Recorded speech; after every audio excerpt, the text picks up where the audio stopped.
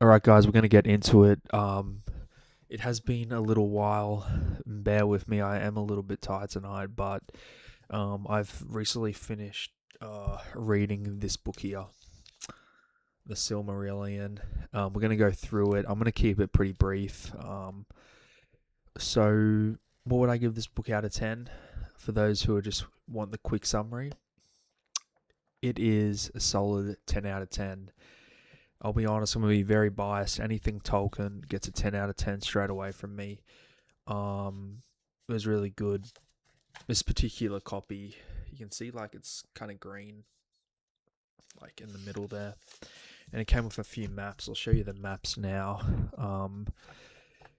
But I really enjoy this. This was my first time reading the Silmarillion. So I really quite enjoyed it. That's kind of like the old map.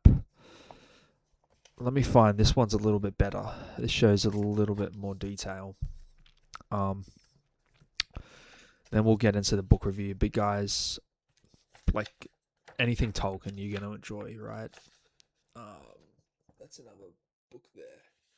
So that's where Morgoth is, like right up there. Gondolin. I think Gondolin's in here. And then Miffleth, that's when Ungoliant goes to hide for a bit. The dwarves are over here. But yeah, that's the map. So I suppose we'll get into the book. So, um, it was pretty lore heavy, but my most enjoyable part about this book was when the elves traveled back to Middle Earth. I think there were two kind of armies. One that sailed by boat. The one that sailed by boat wanted all the glory, so they didn't leave. I think they burned the ships for the other guys, for the other elves, and they had to travel across the waste and the north of Middle Earth. But I enjoyed that part of the book a lot. Learning about like all the different creatures. There's a lot more like werewolves, vampires, hounds, and all sorts of things in this one. I like that a lot as well. Um, there were probably like a few not as good stories during, I want to say, like two-thirds in. It got a little stale. Like, I know a lot of you guys probably enjoy the Luthien Barian one, which I did, but there are a couple chapters like after that story that kind of slowed it down a little bit. But there were more than enough chapters that made up for it, full of Gondolin. Um, when that guy, I forget his name, Thorngon kills the dragon. Um, I think there was another animal that guy kills, but all the elves are pretty. You do learn the elves can get prideful. Some of them, dwarves, you get the fighting between the dwarves and the elves. Surprisingly, men are pretty reasonable in this one.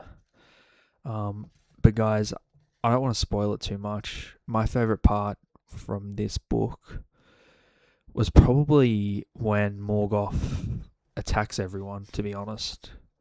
Because he's so patient and he just. Everyone gets comfortable, and right when everyone's comfortable, he just attacks. Um, and it catches everyone off guard. There's a few cool battles in it. Not too much detail on the actual battles, but I think some of them have a bit more than others. But a lot about the early who men were before the Numenorians as well.